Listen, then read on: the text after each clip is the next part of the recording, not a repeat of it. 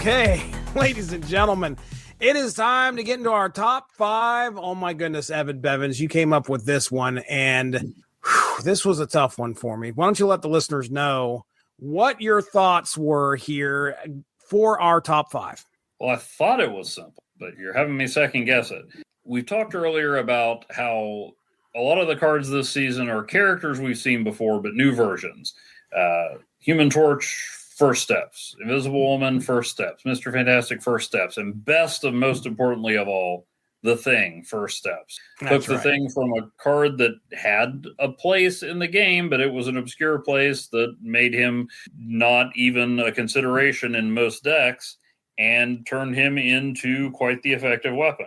And a fun card, as Ben Grimm should be. So I was thinking, this is the direction they're going to have to go, because as many wonderful and delightful, weird, forgotten characters are in the Marvel Universe, we still haven't gotten Sleepwalker. There's a lot of characters we haven't gotten, and there's a lot of wonderful characters that nobody's clamoring for until they find out about them. But eventually, to keep the interest, they're going to have to start playing the hits again, or as Chris Bailey would say, bringing out the big guns. And they had a perfect opportunity to do that with Fantastic Four. They've done it occasionally with people like Sam Wilson as Captain America, went from variant to standalone card. So I said the quick way that I was thinking of it is the top 5 cards that need a First Steps type update. All the Fantastic Four got that update to tie in with the movie, but The Thing was the one who really needed it. The Torch, the Invisible Woman, Mr. Fantastic are all playable. Invisible Woman definitely has her spot in a discard deck along with Hela, or so she could hide Wong and whatever's going to happen there. Human Torch, move decks, but these 4 in connection with each other, there just wasn't anything there. Yeah, and The Thing was the one who went from never going to use him even if he's your second favorite character to this guy can be part of an effective strategy. So I said, what are the top 5 cards that need some kind of update? Not necessarily to totally change their power, not to do an America Chavez or Spider-Man. The card that already exists can go on still existing, but who needs that boost in their profile and power? Okay. Is the way I was thinking of it. I like it. I think the reason why I got so tripped up with it was because I started looking at things. You'll notice that a few of these cards that are on this list actually sort of have kind of like a First Steps. Might not be this card, but there might be a variant of this person. That kind of tripped me up a little bit, but I still went with it. Also, I was sitting there like, when you look at a lot of these cards are very like in tune with the comic books and how the mechanics of their powers work in the game. I have one on my list here that I'm just like, I mean, this person, it's a stretch to kind of put on the list because I feel like where they're at right now is a really good spot. You could definitely make an argument for this person continuing to have the power that they do. What I ended up doing was I was like, okay, I'm taking a look, just like you said, the ones that I feel needed an update. I suggested some updates as what the updates would be. You talked about how it might not be an America Chavez situation. I think all the ones where I was on here, I feel like there's probably something that I suggested that needed to be changed with their ability. I'm curious if we will have any overlap. I just rearranged my list. Okay. I started to give an example because there are a couple that we have gotten new versions of. Well, if that one's a good example, then here's the other one. And then I rearranged a couple of the stuff. All right. Let's go for my number 5. The one card that I would use a lot, it's my top favorite character in comic books, and that's the Punisher. Guess what my number 5 is? Is it? Yeah. Oh, wow. There you go. All right. Through both revisions of my list. No kidding. Yeah. I moved him up and then moved him back. Yeah, I don't know what it would take to update him. I think it could be just as simple as a buff for him. Maybe his cost gets decreased. His ability is right now for every enemy card, it's +1, I think is how that works. Yeah. Which makes sense for him, but yeah, the more he's outnumbered, the better an advantage he has. I was thinking maybe if you dropped his cost down, or maybe increase it, but then increase his ability as well. So it's not just going to be +1 for that, or maybe a situation where it's +1 for every other card at the location. So not just, you got people to back you up and you got people you're going up against, and you could have a potential of it being a +7, and it also give people a reason to avoid the lane. But anyway, that was my thoughts for Punisher. Did you have any arguments? His ability makes sense, but I've even tried to put him in some decks recently, and he always gets squeezed out. He's just not somebody that you consider a lot in decks. I think he needs a whole new ability. He needs to be able to take out a card. Yeah. Or more than one card. I don't know exactly what it will be, but it needs to be something along the lines of Lady Deathstrike or Shang-Chi. He needs to be able to eliminate somebody to reflect the character. My favorite Punisher is the John Bernthal Netflix Daredevil Born Again Punisher. When he shows up, something's going haywire. It's not just like, oh, hey, the Punisher's here, guys. Mm-hmm.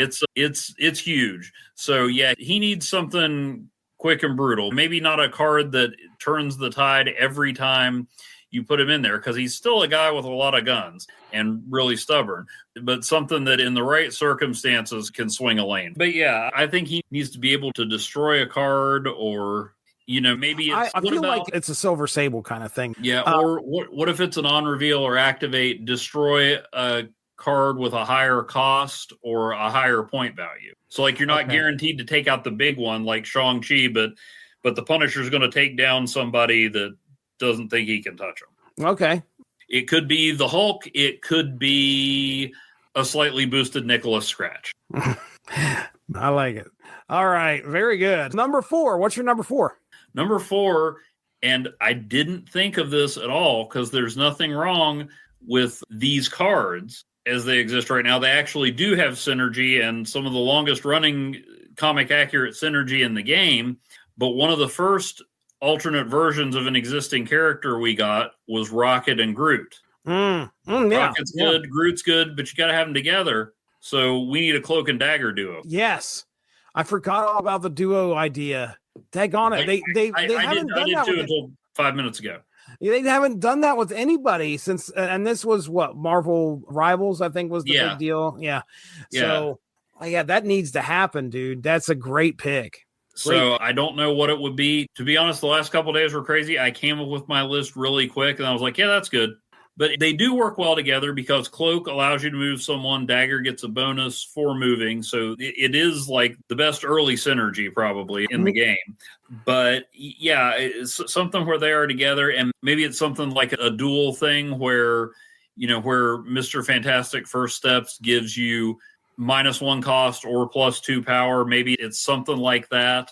Or maybe it's an activate or an on reveal where the effect changes, like it's light one turn and dark the next turn, and you pick which one you use, something like that. So you combine what we have already. So you have Cloak allows other people to move to that location. Mm-hmm. And then, of course, you have Dagger, who could potentially move over there and then gain the power off of that. In this situation, we ought to do an activate.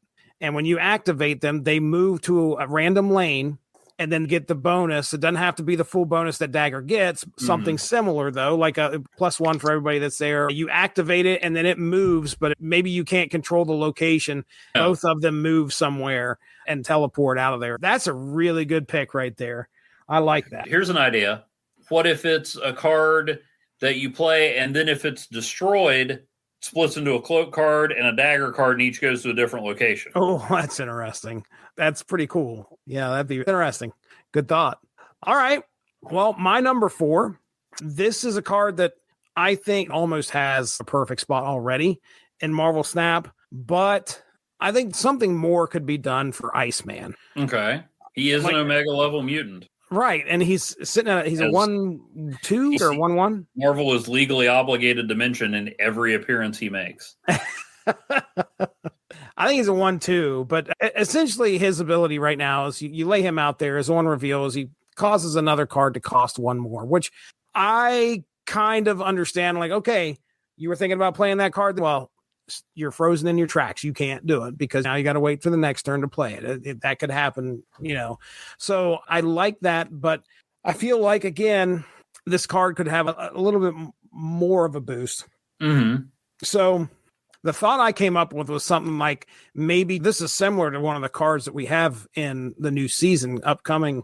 What was it that erases text from the other card? Cosmic Ghost Rider. Yeah, I was thinking something similar, like he could negate an ability on another side, but just for one turn. Yeah. So, he could stay at a 1-2, but that right there would freeze that person. They're unable to do anything that turn. He'd be fun to play on turn 6 and mess somebody up. That was my thoughts. Iceman for my number 4. So then now I can see him maybe something like an activate where since Jotunheim, Land of the Frost Giants, subtracts 1 from every card there, instead of absorbing it, you activate it and he reduces 1 power for the opponents. I like that. For everybody. You could have a Mutant X season. It's the Mutant X version of all those characters. Yeah. Nice. Yeah, we could. I don't know how popular that is, but they did do a whole Exiles season. So, They did. All right, my number 3. So let's see, possibly some overlap. He's on my list, but he's not number 3. All right, then we're moving to your number 3. What's your number 3?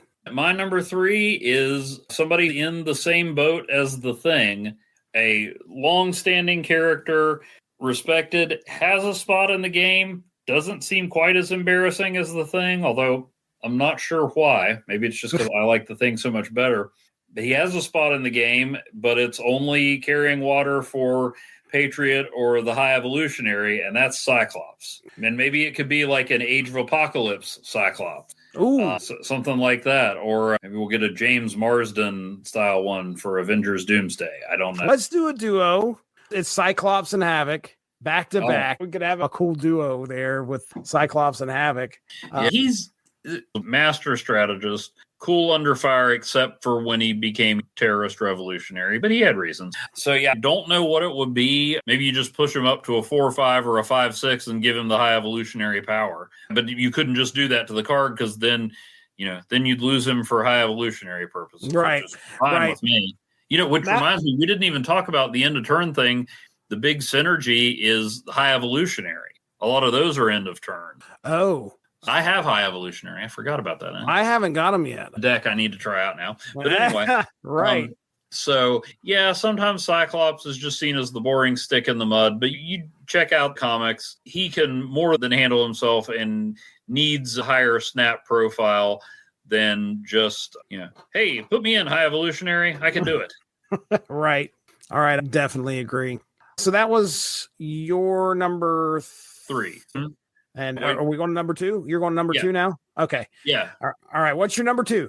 My number 2, I feel like you'll agree with this. He might even be on your list. He's a character I don't think they should get rid of his existing card, because very few of us can get it to work, but it's one of the best ideas they've put in Snap. I know it's coming. It's got to be what mine's number 1 is. Hold on to that one. Then I guess I go to my number 2. My number 2 is...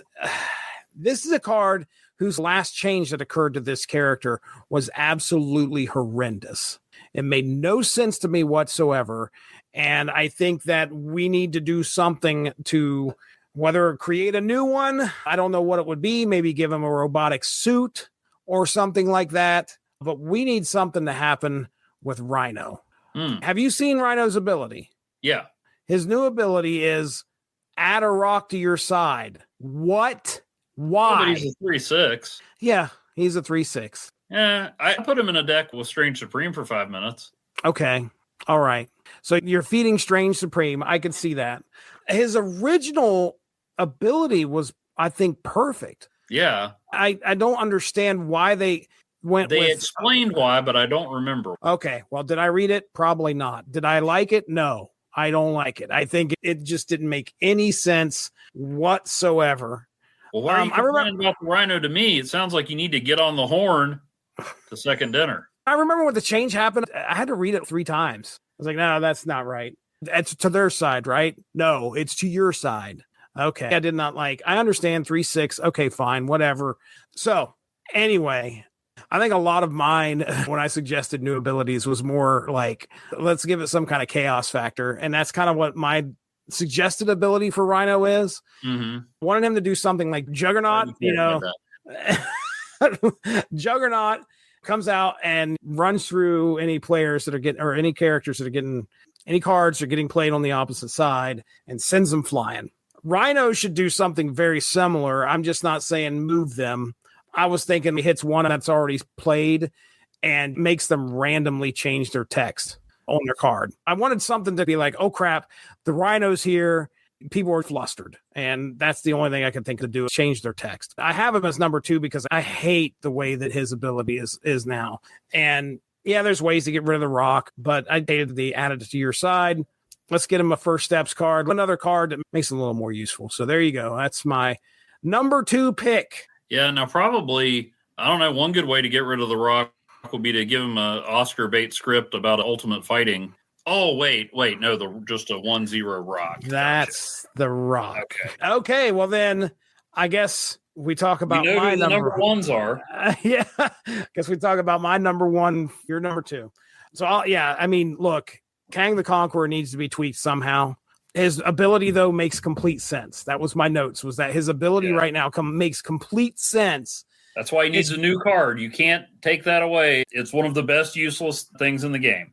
It's just not advantageous, really, in any way. So the only thing I could think of is, here's what I wrote. I said, what if we put an enemy card back in the opponent's hand, but the Kang cannot be played after turn 4? So that way it limits you to being like, hey, you just laid out Iron Man. I probably shouldn't do Iron Man. Whatever big daddy you have on that side, I'm just going to go ahead and send the Hulk back to your hand. Yeah. I don't think that is extremely fair, but you lower Kang's cost and that will maybe you can keep him out there. So, but your opponent doesn't lose anything. Kang shows up. It's just that time resets itself and he goes back into your hand. That's about the only thing I came up with. What were your thoughts? When you're talking about putting an opponent's card back in their hand, that would mess up certain cards like Ghost Rider, Hela, Morgan Le Fay. True. Sorry to say Elixir, but nobody's going to be playing Elixir. No, he hasn't been around long enough. Maybe they'll find a way to make him work. But name one comic Elixir was in, let alone 2 or 3. So there are ways that would mess things up. And it would also... Or if it's a card that, I mean, this wouldn't be the whole reason to play it, but another way this could mess you up is the good old abandoned mine. It's like, oh, we destroyed all those rocks. Well, now you got a rock back in your hand. I could see that. And Kang could stay on the board. Right. Or it wouldn't even have to be Kang. It could be Immortus. I think that if you return something to somebody's hand, that could work for you, and it could also work against you too. If there's an on reveal that you're sending back, I think there's also an upside for the card as well. Maybe he could be like a 3, a 5, or something like that. He could have been in this. Well, no, they weren't going to do that. They were not going to put Kang in this first steps.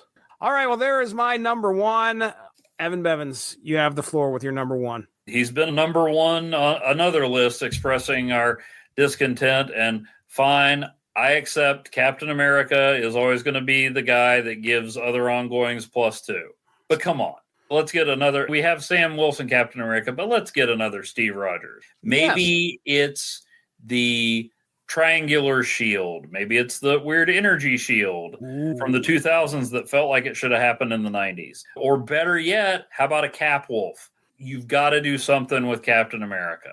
And if you feel like he's set in his ways and he has a place in Marvel Snap, and he's gotten better with the advent of Sam Wilson, but we got to get something else for Captain America. Maybe it's as simple as you can't reduce the power of characters in this lane, which makes him less than Luke Cage. Brian Bendis made Luke Cage more than a trivia question. We just need something where Steve Rogers is doing. This is the guy who in the comics and the movies faced down Thanos with no backup whatsoever. Worked out a lot better for him in the movie than in the comics. Yeah, this is the guy who, when he speaks, when he says jump, Thor and Hercules say how high, and they don't think twice about it. That's right. I like the idea that he boosts other characters, but what have we said over and over? Steve Rogers isn't even the best Captain America in Marvel Snap. Yeah. We need some kind of new version of Captain America here. I agree 100%. My suggestion was, and we kind of already do have this in there, but we need something a little bit more with the shield. Like right now, it The way that it's written is if Cap shield heads to the Cap, it gives the Cap +2. Yeah. Is that how it works? I mean, come on. Captain America with Captain America's shield, there should be something else going on. Just a little bit more. But yeah, I had this at my number 3. This is a card that needs... Cap Wolf came to mind for sure. I was like, well, okay, we get a Cap Wolf. I don't know what that event or season would be based on. Who knows? How awesome things. Yes, something incredible. Yeah. This season is awesome. Maybe with Cap Wolf, it's for every ongoing card at this location, give Cap Wolf a +2. I like that. I like it. Talking about with the shield, since the shield relies on moving and Sam Wilson can move it, what if this new Steve Rogers is like Hercules, but just for the shield? You bounce it off him? Yeah, like if the shield comes in, the shield goes on the location. So you could double up on Sam or maybe something like that. Or since the favorite line in the MCU, I can do this all day. Maybe if Captain America is destroyed, immediately return him to this location. Okay. So he I guess that's like Wolverine. But Wolverine bounces. I get it. It's kind of too close, but regardless, he'd be indestructible. Oh, wait. Well, no, just the first time. Okay. So I never got this one, but a long time ago in HeroClix, they had a Captain America themed set, and all the chases were different versions of Cap.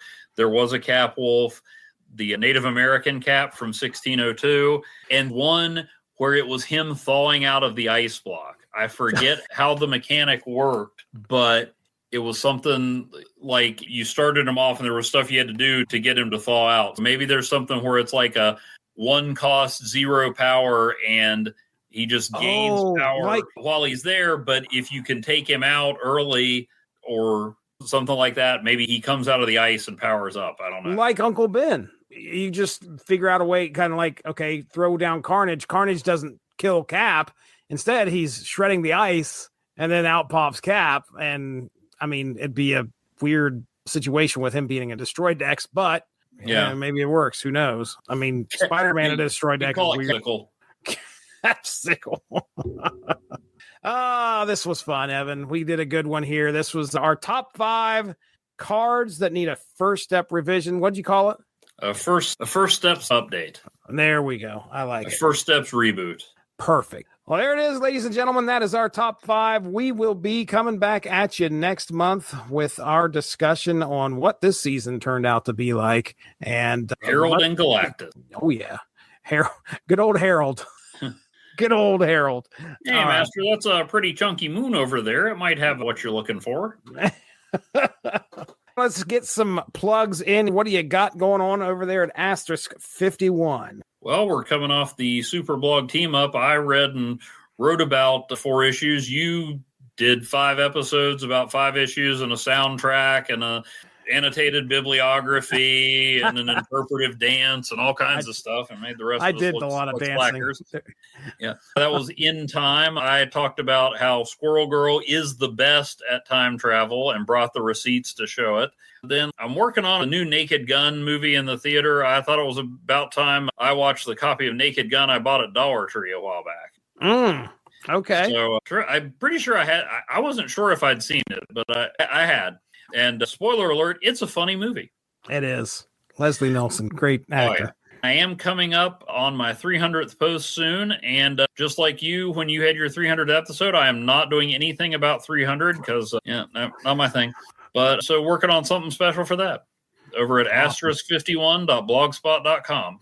Yeah, as Evan talked about, the Superblog team up was this past week. Put a lot of work into it. I feel like I could have done some better script reading when I did it, but that's all right. The soundtrack, though, I will tell you, I've listened to just working around. Like the whole time I was working on our document, I had the soundtrack to Timequake playing. This is just mostly all instrumentals, and it's easy to kind of zone out and have it playing in the background. The Source Material Comics Podcast, go check out the YouTube link. Or just type in Source Material Comics Podcast. You should be able to find any content that comes through for the Source Material Comics Podcast or for Unspoken Issues, our 90s-centric comic book podcast. Now that we're in August, our 3rd Gimmick Cover Summer episode is going to be airing sometime soon. I think we already talked Wolverine 50. What was the next one we did after that? Was that the Sleepwalker one, or was that the... No, Sleepwalker Lost Poles, FF371. And then you guys did Wildcats, but I think that one's already out, right? The next one's Fantastic. Fantastic Four 371. The issue was so hot it caught on fire because, oh my goodness, that Invisible Woman costume. Hey, the Snap Material podcast here where we talk Snap Material. You should be able to find that over there on the YouTube as well. Go to Twitter, type in hashtag SBTU. Check out all the great contributions over there if you get a chance. We'd appreciate it. That over there is Evan Bevins. I am Jesse Starcher. Thank you so much for joining us. We will be talking to you next month. Have a good one.